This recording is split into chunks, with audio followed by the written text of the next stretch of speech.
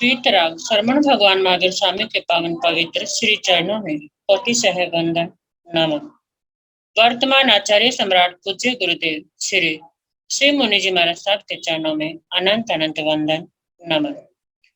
आगम ज्ञाता आगम पुरुष हिमाचल केसरी उपाध्याय परवर पूज्य गुरुदेव श्री जितेंद्र मुनि जी महाराज साहब के चरणों में अनंत अनंत वंदन नमः। ऑनलाइन एजुकेशन के प्रणेता संघ सेतु उपाध्याय परवर पूज्य गुरुदेव श्री रविंद्र मुनि जी महाराज साहब के चरणों में कोटि सह वंदन नमः। ऑनलाइन एजुकेशन में पधारे हुए सभी गुरु भगवान एवं गुरुनी तुल्य समस्त महासाधु वीरंद के चरणों में कोटि सह वंदन नमः।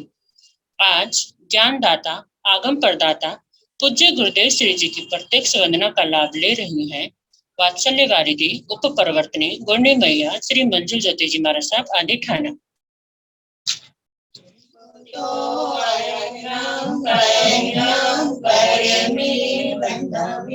नाम स्वामी सत्कारे में सम्माने में कल्याण मंगलम देव्यम सेव्य बजवा स्वामी विकुतो अयहिनम भयहिनम परिवी वंदामि नमः स्वामी सत्कारे में सम्माने में कल्याणम मंगलम देव्यम सेव्यम बजवा स्वामी विकुतो अयहिनम भयहिनम परिवी वंदामि नमः स्वामी सत्कारे में सम्माने में कल्याणम मंगलम देव्यम सेव्यम बजवा स्वामी हाँ जी, सबको साता है। कृपया गुरुदेव आपकी।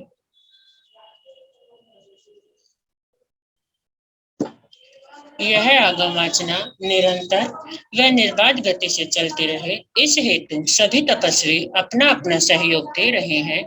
आज की तपस्या तरुण तपस्विनी महासाध्वी श्री समर जी महाराज साहब उपवास, तप शिरोमणि महासाध्वी श्री सुवर्ता जी महाराज साहब उपवास, ज्ञान दिवाकर साध्वी श्री सोनिका जी महाराज साहब की शिष्या साध्वी श्री रिद्धि जी महाराज साहब उपवास। हम सभी तपस्वियों की तप की अनुमोदना करते हैं और उनके तप की सुखसाता पूछते हैं। अब हम पूज्य गुरुदेव श्री जी से करबद्ध प्रार्थना करते हैं कि आप अपनी अमृतमय वाणी से हमें प्रताप करें। पधारे गुरुदेव, मथेन वंदामि। सुख साता है गुरुदेव। नमो अरिहंताण, नमो सिद्धाण, नमो आयर्याण, नमो उवध्यायाण, नमो लोये सर्व साहुण, येसु पंच नमोकारो सर्व पाव प्रणाशनो मंगलानंत संभूषण पड़ मंगवाई मंगलम। जिन शासन जिन वाणी सदा जयवंत हो, श्रमण संग सदा अविचल मंगल हो।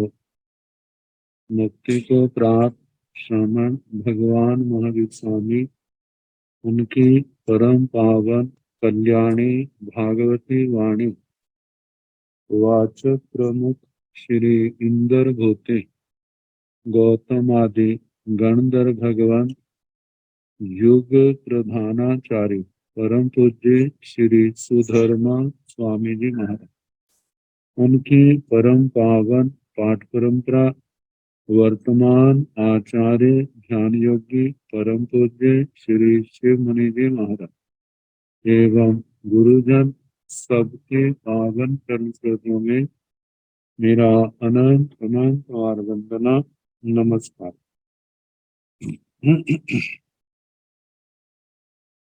आगम परिषद में विराजमान वरिष्ठ मुनिराज, अन्य मुनिवृंद, परम आदरणीय भगवती स्वरूपा महासाधु, श्री स्थानम सूत्र की वाचना प्रारंभ है। चतुर्थ स्थान का द्वितीय उद्देशक सुनाया जा रहा है। कल ग्रह के संबंध में वर्णन किया था। आज पुरुष और स्त्री इनके नाना रूप।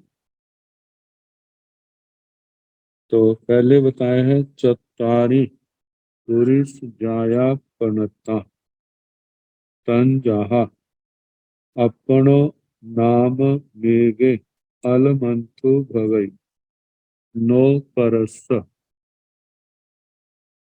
परस नाम मेगे अलमंतु भवै नो अपनो एगे अपनो में अलमंतु भवै परसवि एगे नो अपनो अलमंतु भवै नो परस।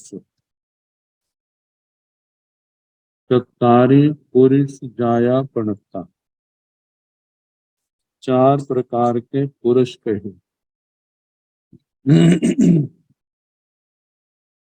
तंजहा जैसे अपनो नाम मेगे अलमंतु भवै नो परस। अपनो अपना अपने आप का, नाम मेगे कोई एक, अलमंतु भवै अलमस्तु भवति। अलम का अर्थ होता है निषेध अर्थ में। अलम का मतलब बहुत हो गया, अब ज्यादा नहीं। अलम रुदिते, बहुत रो लिए, ज्यादा ना रो। अलम प्रलपिते, बहुत बोल लिए, अब ज्यादा ना बोलो, जहां से रुक जाए। तो अलम निषेध अर्थ में है, ताकि कोई व्यक्ति ऐसा है वह अपना निग्रह करने में समर्थ है, अपने आप को रोक लेता है पाप मार्ग से या किसी भी मार्ग से, लेकिन नो परस, वह दूसरे का निग्रह करने में समर्थ नहीं। कोई व्यक्ति अपने मन का, इंद्रियों का निग्रह करने में, रोकने में समर्थ है, लेकिन दूसरे का निग्रह नहीं कर सकता। ऐसे भी लोग होते हैं। और ऐसे भी होते हैं परस नाम मेघ अलमंथु भवई नो अपन। कई एक ऐसे व्यक्ति भी होते हैं, दूसरे का निग्रह तो कर लेते हैं, लेकिन अपना निग्रह नहीं कर सकते। दूसरे का निग्रह उपदेश के द्वारा, बल के द्वारा उसको रोक दे, लेकिन जहां अपने रुकने की बात आएगी वहां पर वो अपना निग्रह करने में समर्थ नहीं हो। तो चौभंगी में दो प्रकार के व्यक्ति हुए पहले। एक अपना निग्रह करने में समर्थ है दूसरे का, और एक दूसरे का निग्रह करने में समर्थ है, अपना नहीं। एक अपनों भी अलमंथो भवई परसव। कोई व्यक्ति ऐसे होते हैं जो अपना भी निग्रह करने में समर्थ है और दूसरे का निग्रह करने में भी समर्थ, स्वयं भी पाप से पीछे हट जाते हैं और दूसरे को भी, चाहे उपदेश के द्वारा, चाहे बल के द्वारा, चाहे किसी भी प्रकार से उसको रोक देते हैं। ऐसे व्यक्ति भी होते हैं। और कई व्यक्ति ऐसे हैं, एक नो अपनो अलमंथु भवई नो परस, ना अपना निग्रह कर सकते हैं, ना दूसरे का निग्रह कर सकते। तो चार प्रकार के दुनिया के लोग कहे निग्रह करने में। इनमें जो अपना भी निग्रह करने में समर्थ है, दूसरे का भी, स्वयं भी पाप को छोड़ता है, दूसरों से भी छुड़वा देता है, ये तो बहुत ही अच्छा। लेकिन वे भी अच्छे हैं, चलो दूसरे का निग्रह नहीं कर सकते लेकिन अपने आप को तो पाप से रोक लेते। तो कहा जाता है ये 4 प्रकार के जितने भी दुनिया के लोग हैं वे इस चौभंगी में समा जाते हैं। अब इसके आगे मार्ग को लेकर के कहा है। मार्ग और मनुष्य चत्तारी मग्गा पणता तन जहा उज्जु नाम मेघे उज्जु उज्जु नाम मेघे बंके बंके नाम मेघे उज्जु बंके नाम मेघे बंके। तो 2 शब्द आए हैं रिजु और बक्र, इसको लेकर के चौभंगी है। पहले मार्ग के ऊपर चत्तारी मग्गा पणत्ता 4 प्रकार के मार्ग कहे। उज्जु तंजाहा जैसे के उज्जु नाम मेघे उज्जु, एक रिजु रिजु, इसको 2 प्रकार से कहा जाता है। एक काल की अपेक्षा से, एक लंबाई की अपेक्षा से। लंबाई की अपेक्षा से एक मार्ग ऐसा है, पहले तो सीधा सरल है लेकिन बाद में भी सरल है। रिजु रिजु, पहले भी सरल है और बाद में मतलब सारे रास्ता ठीक है। और दूसरा है उज्जु नामेगे बंके, पहले तो रास्ता अच्छा है लेकिन बाद में वक्र टेढ़ा मेढ़ा उबड़ खाबड़ बन जाता है। रेड। अब तीसरा है बंके नाम मेगे उज्जु, पहले तो वक्र है बाद में रिजु, पहले टेढ़ा मेढ़ा उबड़ खाबड़ और बाद में सरल साफ सुरक्षित। बंके नाम मेगे बंके, पहले भी वक्र है उबड़ खाबड़ उस असुरक्षित कांटों वाला और बाद में भी ऐसा ही। ये तो रास्ते की लंबाई शुरुआत और आखिर को लेकर के कहा। काल की अपेक्षा से एक मार्ग पहले तो अच्छा था और अब भी अच्छा है। आज से 5 साल पहले 10 साल पहले पहले भी अच्छा था, आज भी अच्छा है। और एक मार्ग पहले अच्छा था लेकिन अब अच्छा नहीं रहा। ऐसे कई बार होता है कि नई नई सड़क बनाते हैं, बहुत साफ सुथरी होती है लेकिन बाद में उसकी देखभाल नहीं की जाती, बजरी उखड़ जाती है, खड्डे पड़ जाते हैं, बजरी चारों ओर फैली हुई है। अब ना तो वाहन वहां पर ठीक तरीके से चल सकते हैं, ना मनुष्यों को वहां पर चलना आसान होता है। तो कहा जाता है कि पहले अच्छा था लेकिन अब अच्छा नहीं। और एक ऐसा है कि पहले तो अच्छा नहीं था लेकिन अब अच्छा है। बंके नाम एक उज्जू, पहले तो उबड़ खाबड़ था, असुरक्षित था, लेकिन अब मार्ग क्या है, समतल भी है, साफ सुथरा भी है और सुरक्षित भी है। बंके नाम मेगे बंके, पहले भी बक्कर था और अब भी क्या है, बक्कर है। तो 2 प्रकार से ये चौभंगी का वर्णन किया, एक रास्ते की लंबाई से और दूसरा जो है काल की अपेक्षा से। इसी प्रकार मनुष्य के संबंध में कहा जाता है एवं एवं चौतारी पुरिसजाया पणता तंजाह उज्जु नामेगे उज्जु उज्जु नामेगे बंके बंके नामेगे उज्जु बंके नामेगे बंके। एक व्यक्ति उज्जु नामेगे उज्जु, पहले भी रिजु था अब भी रिजु है। वह जीवन के पूर्व के हिस्से में भी सरल था अब भी सरल है। उज्जु नामेगे बंके, पहले तो सरल था लेकिन अब टेढ़ा मेढ़ा बक्कर सो आपका हो गया। और बंके नामेगे उज्जु, एक व्यक्ति पहले वक्र था लेकिन अब सरल है। बंके नामेगे बंके, पहले भी वक्र था अब भी वक्र है।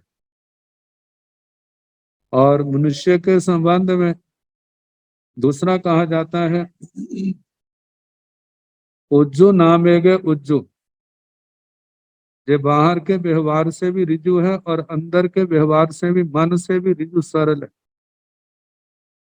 और एक ऐसा है कि बाहर से तो सरल है लेकिन मन से सरल नहीं। एक मन से सरल है लेकिन बाहर के व्यवहार से सरल नहीं। एक दोनों दृष्टियों से, ना मन से सरल है ना बाहर के व्यवहार से सरल।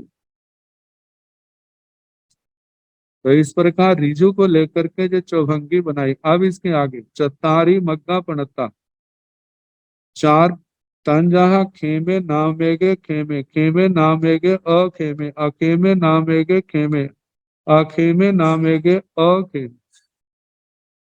चतारी मग्गा पणता, चार प्रकार के मारक है। अब ये दूसरी दृष्टि से तन जहा जैसे के खेमे नामेगे खेमे, एक मारक क्षेम है। क्षेम क्षेम के दो शब्द कहे, क्षेम क्षेम। अब इसमें कहा जाता है कि वह मारक क्षेम, पहले तो रिजु के कारण कहा, अब क्षेम कुशलता की दृष्टि से। एक मारक क्षेम है मतलब वहां पर किसी प्रकार के चोर आदि का उपद्रव नहीं है।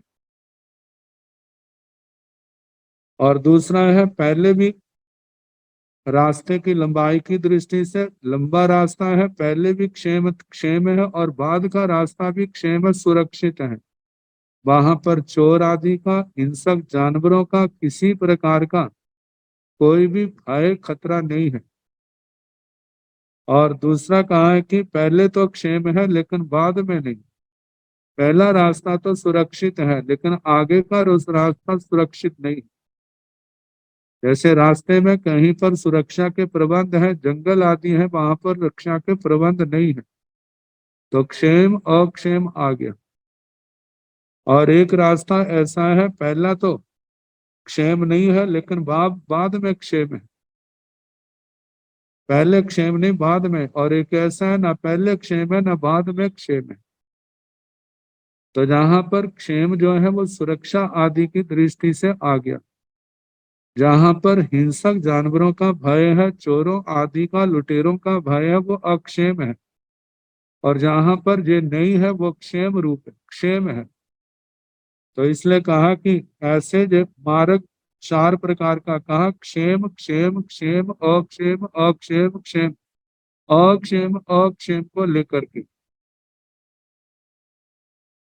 एवा में चतारी पुरुष जाया पणता तन जहा, खेमे नाम वेगे खेमे। इसी प्रकार चार प्रकार के पुरुष जात पुरुष कहे हैं। तन जहा जैसे के खेमे नाम वेगे खेमे, एक व्यक्ति ऐसा है कि जीवन के पहले काल में भी क्षेम रूप था और अब भी क्षेम है। मतलब उसके जीवन में कोई बुराइयां नहीं थी, अब भी बुराइयां नहीं है। अब इसके आगे क्षेम अक्षेम। एक व्यक्ति पहले क्षेम था, अब भी क्षेम रूप है, क्षेम है। वह पहले भी अच्छा था अब भी अच्छा है। एक पहले अच्छा था अब अच्छा नहीं, एक पहले अच्छा नहीं था अब अच्छा है। एक ना पहले अच्छा था ना अब अच्छा है।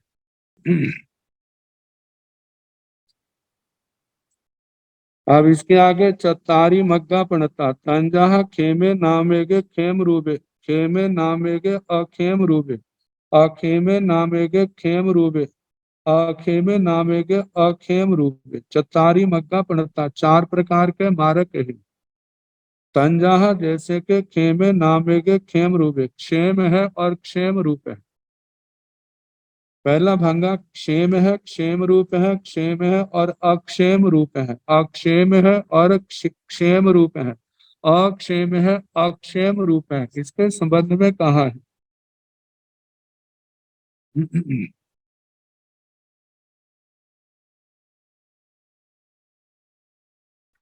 एक मारक क्षेम अर्थात कुशल युक्त है।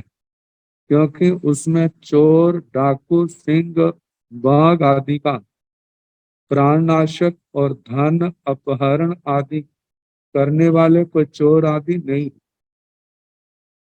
ये तो हो गया क्षेम। आगे क्षेम रूप, ताकि उस रास्ते पर स्थान स्थान पर वृक्ष हैं, उनकी छाया है, फल फूल है, जलाशय है, आने जाने वाले को किसी प्रकार की कठिनाई नहीं होती। तो ऐसा जो मार्ग है उसको क्षेम रूप कहा है, जहां पर चोर, डाकू, सिंह, शेर, बाघ आदि ये प्राणों का नाश करने वाले नहीं, और धन का अपहरण करने वाले भी नहीं है। ये तो हो गया क्षेम। और क्षेम रूप वो रास्ता बड़ा सुखकारी है। गर्मियों में वृक्षों की छाया है, फल फूल है, स्थान स्थान पर जलाशय, पानी आदि के साधन है। तो इनके कारण से वो मार्ग क्षेम रूप है। ये पहला भांगा। और दूसरा भांगा है क्षेम है, लेकिन क्षेम रूप नहीं है। रास्ते में चोर, डाकू, शेर, बाघ आदि तो नहीं है, इसका क्षेम है। लेकिन वहां पर वो रास्ता पर्वतीय है, कभी ऊपर जाना पड़ता है, कभी नीचे उतरना पड़ता है, पथरीला है, नदियां हैं, कांटे हैं, कंकर हैं, खड्डे हैं। इनके कारण विषम होने से वह क्षेम रूप नहीं है। क्षेम और अक्षेम रूप दूसरा भांगा। तीसरा है अक्षेम और क्षेम रूप। अक्षेम एक मार्ग ऐसा, चोर, चोर आदि तो है, हिंसक जानवर है, इसलिए वो क्षेम नहीं है। लेकिन वो मार्ग साम्य है, वहां पर सारी वृक्ष है, छाया है, सुख सुविधाएं हैं।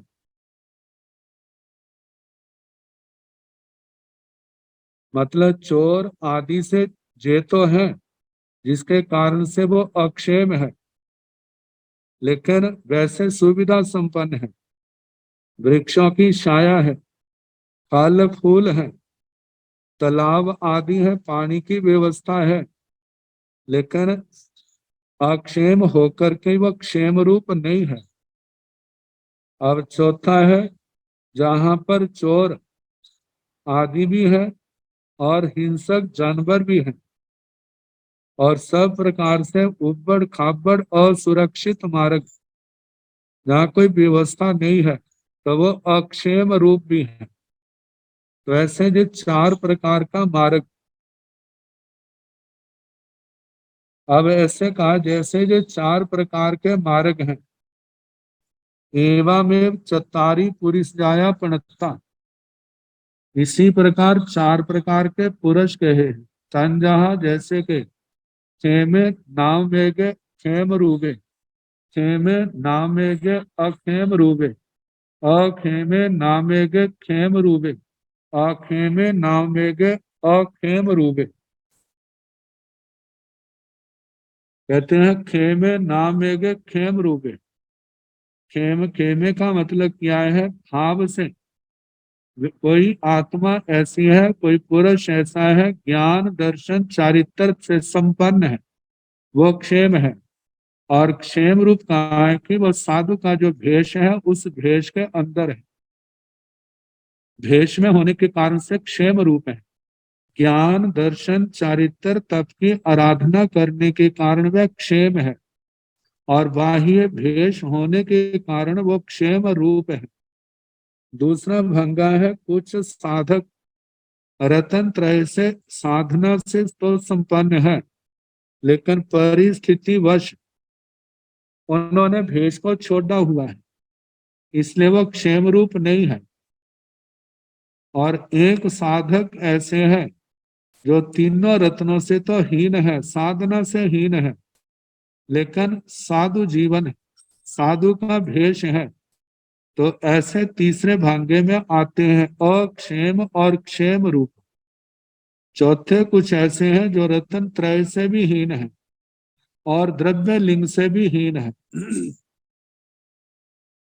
तो बताया है पहले भांगे में तो उत्तम मुनीश्वर पहले भांग में आते हैं, और दूसरे में कारण पड़ने पर मुनि अपने भेष को छोड़ना है, लेकिन साधना में पूर्ण है, वो दूसरे भांग में आते हैं। तीसरे में निंदव कुलिंगी भ्रष्टाचारी आते हैं, और चौथे में गृहस्थ या अन्य तीर्थियों का अंतर्भाव चौथे भाग में होता है। तो कहा जाता है जैसे मार्ग बताया, एक तो जो रास्ते की दृष्टि से है वो तो द्रव्य मार्ग है, लेकिन भाव की दृष्टि से जो मार्ग है वह मिथ्यात्व और सम्यक्त्व, सम्यक और मिथ्या रूप, ये दो प्रकार के मार्ग हो गए। तो बताया है भाव मार्ग के दो भेद हैं, अप्रशस्त और प्रशस्त। मिथ्यात्व, अभिरति, अज्ञान, ये तीन अप्रशस्त भाव मार्ग है। सम्यक दर्शन, सम्यक ज्ञान, सम्यक चारित्र, ये तीन प्रशस्त भाव मार्ग है। इनमें पहला दुर्गतियों में संसार रूपी अटवी में भटकने वाला है, और दूसरा सुगति में, दूसरा मार्ग जो है आत्मा को सुगति में पहुंचाने वाला है। अप्रशस्त भाव मार्ग पर जो चलता है वह तो दुर्गति में जाएगा, और जो प्रशस्त भाव मार्ग पर चलता है उस आत्मा की सुगति निश्चित है। तो इनमें पहला दुर्गतियों में संसार कंतार में भटकाने वाला, दूसरा सुगति में पहुंचाने वाला। कहते 363 मतानुयायी अप्रशस्त भाव मार्ग के पथिक हैं, और जो केवली भाषित धर्म है उसके अनुयायी प्रशस्त भाव मार्ग के पथिक हैं। तो इसको लेकर के ये चौभंगी पुरुषों को लेकर के बताई कि एक सम्यक ज्ञान दर्शन चारित्र से संपन्न है और भेद से भी संपन्न है। ये तो पहला रूप आ गया, मतलब क्षेम क्षेम रूप, और दूसरा है क्षेम अक्षेम रूप। साधु जीवन से तो संपन्न है लेकिन भेष नहीं है, एक के पास भेष है लेकिन साधु जीवन नहीं है, और चौथा है जिनके पास ना साधु जीवन है वो साधवाचार है, ना ही साधु का भेष है। अब इसके आगे चत्तारी संबुक्का पणता तंजह बामे नाम मेघे बामा बत्ते,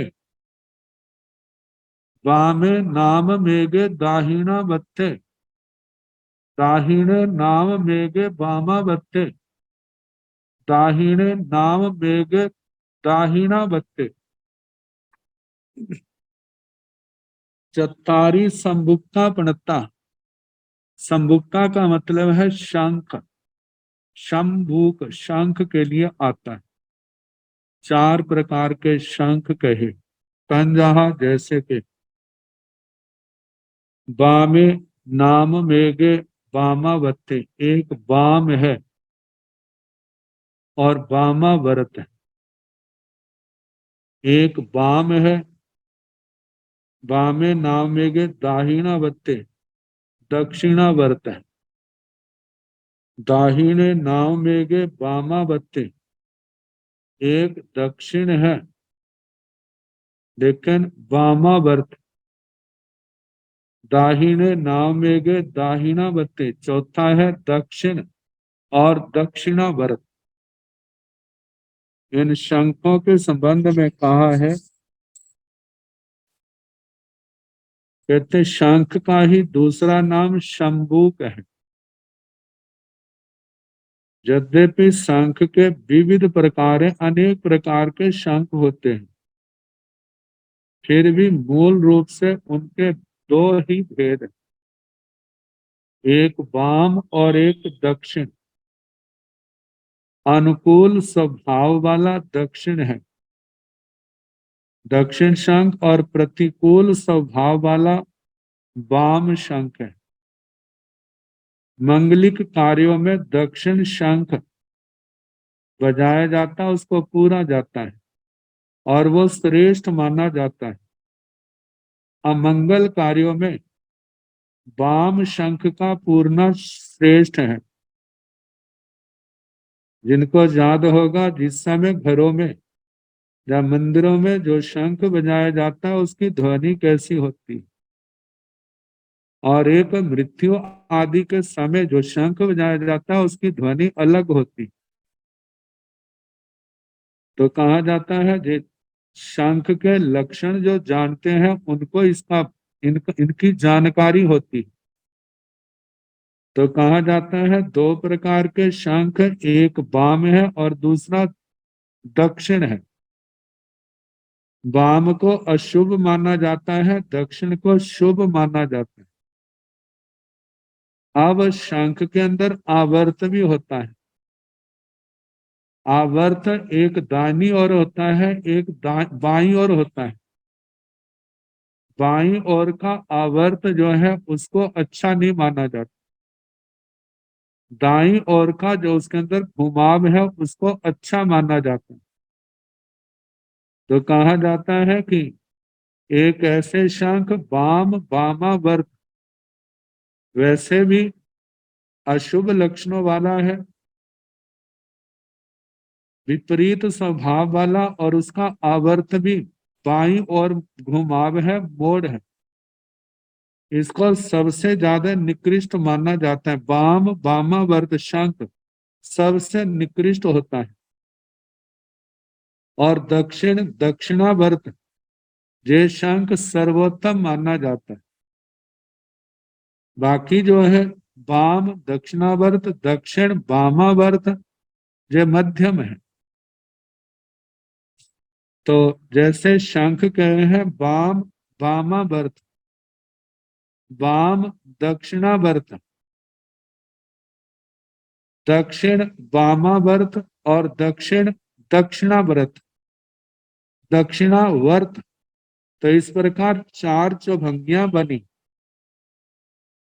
एक शंख है वाम वामावर्त मतलब शंख वाम जाति का है और उसमें आवर्त घुमाव भी वाम ही है, तो ऐसा शंख वाम वामावर्त कहा जाता है। दूसरा शंख वाम जाति का है लेकिन उसमें आवर्त दक्षिण है, दक्षिणावर्त है, घुमाव जो है दाईं ओर है। और तीसरा है एक शंख दक्षिण जाति का है लेकिन उसका आवर्त जो है वो वाम है, वामावर्त।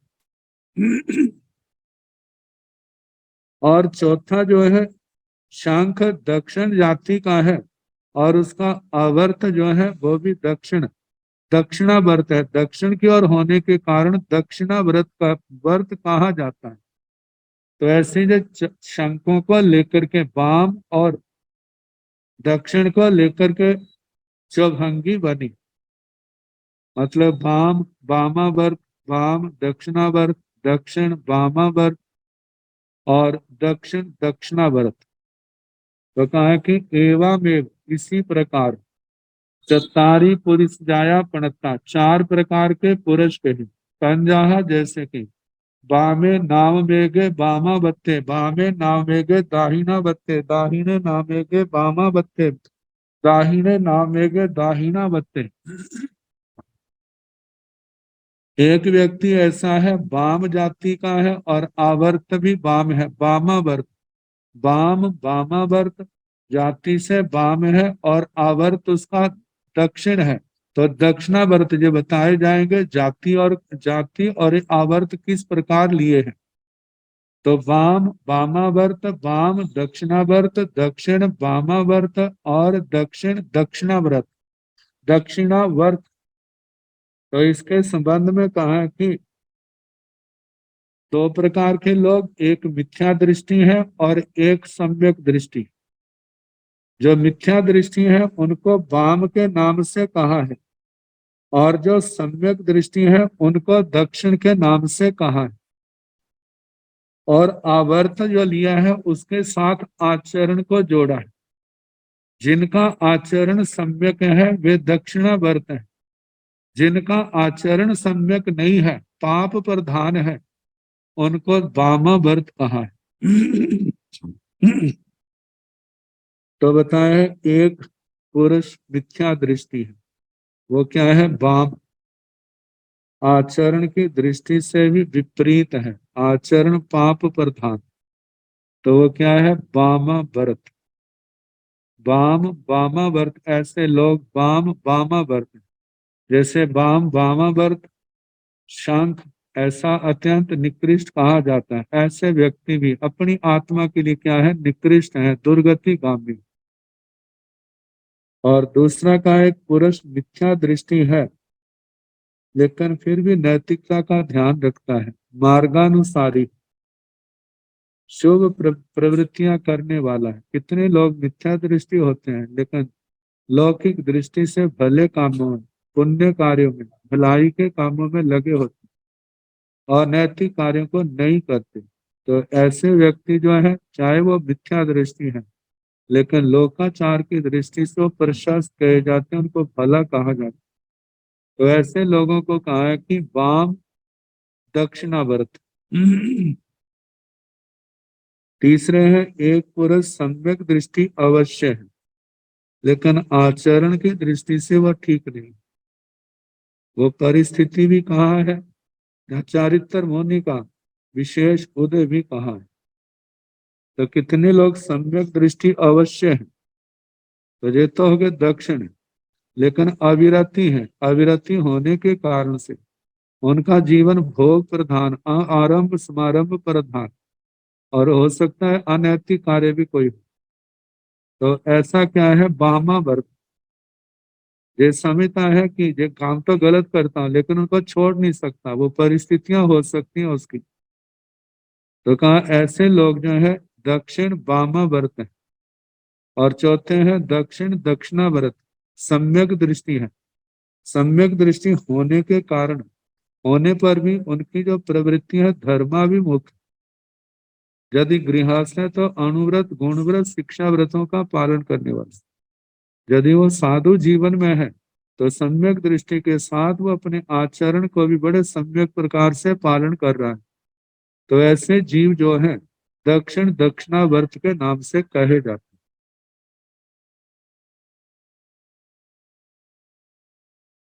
तो जहां पर कहा कि मिथ्या दृष्टि नास्तिक और अनार्य ये सब एक कोटि के मनुष्य है, सम्यक दृष्टि आस्तिक और आर्य ये सब दूसरी कोटि के मनुष्य हैं। इन्हीं को क्रमशः, मतलब मिथ्या दृष्टि नास्तिक अनार्य को वाम कहा है, सम्यक दृष्टि आस्तिक और आर्य व्यक्ति को दक्षिण कहा है।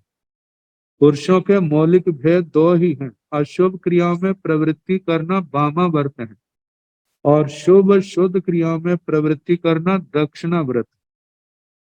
अब दूसरे प्रकार से मानव विश्लेषण है। पहले तो पुरुषों का वर्णन किया, अब बहनों का। चतारी धूम सिंहाव पणकता तन जहा बामा नाम मेगा बामा बत्ता, बामा नाम मेगा दाहिना बत्ता, दाहिना नाम मेगा बामा बत्ता, दाहिना नाम मेगा दाहिना बत्ता। एवा में चतारी थियो पणता तंजहा बामा नामेगा बामा बत्ता, बामा नामेगा दाहिना बत्ता, दाहिना नामेगा बामा बत्ता, दाहिना नामेगा दा, दाहिना बत्ता। कहा कि चतारी धूम सिंहा पणता, चार प्रकार की धूम शिखाएं, कहें धुएं की शिखाएं। जब किसी लकड़ी को जलाया जाता है तो वहां पर उनके अंदर सिल्लापन, गिल्लापन होने के कारण से धुआं निकलता है, और धुआं जो है हल्का होने के कारण से ऊपर आकाश की ओर जाता है। जब वो धुआं आकाश की ओर जाता है तो उसके अनेक प्रकार के आकार बन जाते हैं, और मुड़ता है तो कोई दाहिनी ओर की ओर मुड़ रहा है, कोई बाईं ओर से मुड़ रहा है। तो इस धूम शिखा को लेकर के चौभंगी बनाई, एक वामा है और वाम आवर्त वाली, एक धूम शिखा वामा है लेकिन दक्षिणावर्त वाली, एक धूम शिखा दक्षिणा है और वामा वर्त वाली, एक धूम शिखा दक्षिणा है और दक्षिण आवर्त वाली। अब इसके संबंध में कहा है कि वामा और दक्षिणा, इसका मतलब क्या है? कहते हैं धूम शिखा या धूम लेखा जहां से उठती है वह दो प्रकार की होती है, वामा और दक्षिणा। अशुभ धूम लेखा वामा कहलाती है, शुभ धूम लेखा दक्षिणा कहलाती है। अब धुएं में शुभ और अशुभ का, अशुभ और अशुभ की क्या पहचान है? तो बताया जाता है दो, जो धूम शिखा रोग वर्धक हो, जीवन नाशक हो, दुर्गंध पूर्ण हो, ऐसी धूम शिखा को वामा कहा जाता है। मतलब ऐसी चीजें जो उसके अंदर जल रही हैं, उनके अंदर जहरीला धुआं होने के कारण वह रोग का कारण भी हो सकता है, जीवन का विनाश करने वाली भी हो सकती है और उसके अंदर दुर्गंध भी हो सकती है। इनके कारण से वो धूम शिखा जो है वामा कहलाती है। और आगे कहा है कि जो धूम शिखा रोग नाशक है, मांगलिक तथा सौरभ्यपूर्ण सुगंध वाली, ऐसी धूम शिखा को दक्षिणा कहा जाता है। बाईं ओर मुड़ने वाली धूम शिखा वामा वर्ता है और दक्षिण की ओर से मुड़ने वाली, मुड़कर ऊपर को जाने वाली वो धूम शिखा दक्षिणा वर्ता है। तो इस प्रकार ये इसकी चौभंगी, वामा वामा वर्ता, वामा दक्षिणा वर्ता, दक्षिणा वामा वर्ता, दक्षिणा दक्षिणा वर्ता। तो कहा कि एवमेव चत्तारि इत्थ्योपनता, इसी प्रकार चार प्रकार की स्त्रियां कही हैं। तंजहा जैसे, जैसे कि वामा नामेगा वामा बत्ता, वामा नामेगा दाहिना बत्ता, दाहिना नामेगा वामा बत्ता, दाहिना नामेगा दाहिना बत्ता। तो कहा कि जैसे वामा नामेगा वामा बत्ता, एक स्त्री ऐसी है जो प्रतिकूल स्वभाव के कारण से वामा है, नेचर अच्छी नहीं है, स्वभाव अच्छा नहीं है, लेकिन आचरण से विपरीत होने के कारण से वो वामा वर्ता है। आचरणहीन होने के कारण से उसको वामा वर्ता कहा, वामा वामा वर्ता। और दूसरे भंग में कहा कि एक स्त्री प्रतिकूल स्वभाव होने से वो वामा अवश्य है, लेकिन आचरण ठीक होने के कारण से वह दक्षिणा वर्ता है। तीसरा बताया है एक स्त्री कला कौशल से अच्छी होने के कारण दक्षिणा है, लेकिन आचरण से रहित होने के कारण उसको वामा वर्ता कहा। और एक स्त्री स्वभाव और आचरण दोनों से संपन्न होने के कारण दक्षिणा और दक्षिणावर्ता कहा है। तो इसमें प्रकृति को और आचरण को लेकर के धूम शिखा, और दूसरी ओर स्त्री के संबंध में कहा कि धूम शिखा दीवारों और छत को धूमिल कर, धुएं वाली काली मलिन कर देती। इसी प्रकार जो स्त्री दूसरे के स्वच्छ मन को भी मलिन कर देती है, वह स्त्री वामावर्ता धूम शिखा के समान है। अगरबत्ती की धूम शिखा जैसे आनंद विभोर कर देती है, वैसे ही जो स्त्री अपने कला कौशल विद्या और आचरण एवं जश सौरभ से दिग दिशाओं को, मतलब के जश सौरभ को दसों दिशाओं में फैला देती है, ऐसी स्त्री जो है दक्षिणावर्ता धूम शिखा के समान है। अब जैसे जहां पर धूम शिखा का वर्णन किया, इसी प्रकार जहां पर अग्नि शिखा का भी वर्णन है।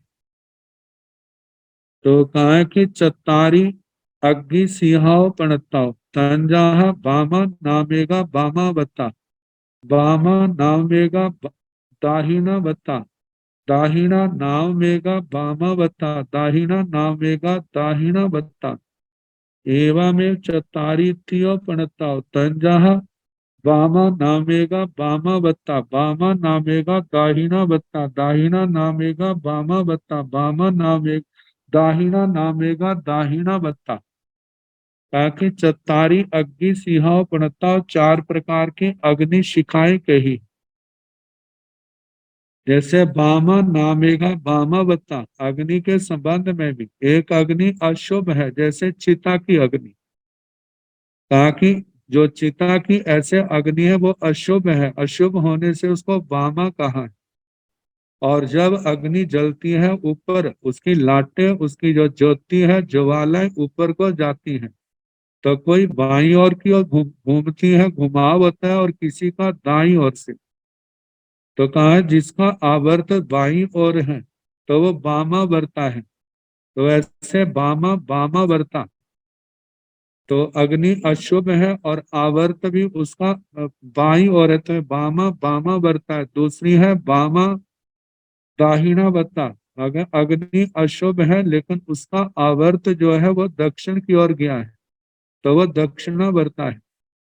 और एक अग्नि तो अच्छी है, अच्छी होने के कारण से उसको अशुभ नहीं कहते, तो इसलिए उसको दक्षिणा कहा है, लेकिन उसका आवर्त बाईं ओर होने के कारण से वामावर्त कहा है। और एक अग्नि ऐसी है कि अग्नि भी अच्छी है, शुभ मानी है, लेकिन उसका आवर्त भी दक्षिण की ओर से पड़ा है, तो ऐसी अग्नि को, अग्नि शिखा को दक्षिणा दक्षिणावर्ता कहा है। तो कहा कि अग्नि शिखा भी मूलतः दो प्रकार की होती है। चिता से उठी हुई अग्नि शिखा वामा कहलाती है। हवन कुंड आदि से उठी हुई अग्नि शिखा जो है वह दक्षिणा होती है, क्योंकि हवन कुंड में उसको बुरा नहीं माना जाता। वहां पर जो है अग्नि, उसके अंदर विशेष लकड़ियां डाली जाती हैं, घी आदि उत्तम सामग्री डाली जाती है, और उसके कारण से उसमें से सुगंध निकलती है। तो कहा जाता है उस अग्नि को लोक में मतलब शुभ मानते हैं। अब आवर्त को लेकर के बानी और बाई और मुड़े तो बामा वर्ता, दक्षिण की ओर मुड़े तो दक्षिणा वर्ता है। तो कहते हैं उसकी शिखा बाई और दाई और मुड़ने वाली होने से बामा वर्ता दक्षिणा वर्ता कहलाती है। अग्नि शिखा प्रकाश भी देती है और ताप भी देती है। तो इसकी चौभंगी एक अग्नि शिखा बामा है और साथ ही बामा वर्ता है। बामा मतलब जैसे चिता का बताया, चिता की अग्नि अशुभ मानी जाती है, तो वो बामा है, और उसका आवर्त बाईं ओर होने के कारण से बामा वर्ता कहा है। एक चिता आदि की अग्नि अशुभ होने से बामा है, लेकिन उसका आवर्त दाहिनी ओर पड़ा है ज्वाला का, इसलिए वो दक्षिणा वर्ता है। और एक अग्निशिखा दक्षिणा होती हुई भी बामा वर्ता है। मानो जैसे हवन कुंड का बताया, वहां पर अग्नि तो शुभ है इसलिए वो दक्षिणा कहा है, लेकिन जब ज्वाला उठी है तो वो बाईं ओर उठने के कारण से बामा वर्ता कहा है। और एक अग्निशिखा दक्षिणा है, लेकिन साथ ही दक्षिणा वर्ता, उसका घुमाव जो है दाहिनी ओर हुआ है। तो कहा कि अग्निशिखा की तरह स्त्रियां भी चार प्रकार की होती है, जैसे कि एक स्त्री दोनों कुलों को संताप देती है, अतः बामा है। मतलब वो दोनों कुल जो है अपने पियर का भी हो सकता है, ससुराल का भी हो सकता है, दोनों कुलों को संताप देने वाली होने के कारण उसको बामा कहा है। और साथ ही विपरीत आचरण वाली भी है, अतः बामा वर्ता है। आचरण ठीक ना होने के कारण उसे बामा वर्ता कहा है। और दूसरा है एक स्त्री कुस्वभाव और कुटिलता से ताप तो देती है, संताप तो देती है, अतः बामा है, लेकिन आचरण सम्यक शीलवती होने के कारण से वो क्या है, दक्षिणावर्ता है। और एक स्त्री दोनों कुलों को प्रकाशित करती है, अतः दक्षिणा है, किंतु कटु वचनों कड़वे वचनों के द्वारा दूसरों को खेद खिन्न कर देती है, मन बुझ जाता है, तो इसलिए वो बामा वर्ता है। और एक स्त्री अपने देश कुल को भी प्रकाशित करती है, अतः दक्षिणा है, और अपने आप को प्रकाशित करने के कारण वह दक्षिणा वर्ता भी।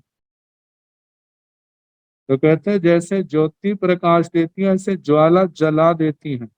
इसी प्रकार जो स्त्री स्व पर को और पितृकुल स्वशर कुल को प्रकाशित करती है वह ज्योति के समान है, और जो जला देती है, जो संताप देती है, वह दूसरे में रहे हुए विकारों को उत्तेजित करती है। शांत मन में भी क्रोध की आग भड़काती है, वह ज्वाला के समान है। जो ज्योति के समान है वह श्रेष्ठ है, जो ज्वाला के समान है वह अनिष्ट है। अब इसके आगे बात मंडली का। कई बार हवा देखते हैं गोल रूप में घूम जाती है, हवा चलती है और कई बार गोल रूप में घूमती है, कोई दाहिनी ओर से कोई बाईं ओर से। इसको लेकर के जहां हवा का वर्णन किया है और उसके साथ स्त्री जाति का वर्णन, बानखंड और पुरुष का वर्णन, इसके संबंध में कल जैसे समय होगा कराने का प्रयास करें। नमो अरिहंताण, नमो सिद्धाण, नमो आयर्याण, नमो ओगझायाण, नमो लोए संसाहुण, ऐसो पंथ नमोकारो सव पाव पणसणो, मंगलानंत संदेशन पड़मं भवई मंगलम, श्री चतारि मंगलम, अरिहंता मंगलम, सिद्धा मंगलम, साहु मंगलम, केवली पुनत्तो धम्मो मंगलम, चतारि लोकोत्तमा, अरिहंता लोकोत्तमा, सिद्धा लोकोत्तमा, साहु लोकोत्तमा, केवली पुनत्तो धम्मो लोकोत्तमो, चतारि शरणं प्रवज्ञामि, अरिहन्ते शरणं प्रवज्ञामि, सिद्धे शरणं प्रवज्ञामि, साहु शरणं प्रवज्ञामि, केवली पुनत्तं धम्मो शरणं प्रवज्ञामि। चार शरण सुख करने, दुख करने, मंगल करने और शरणों नहीं कोय, जो भव प्राणी आश्रय अक्षय। सबको यथा योग्य वंदना, सुख साक्ष।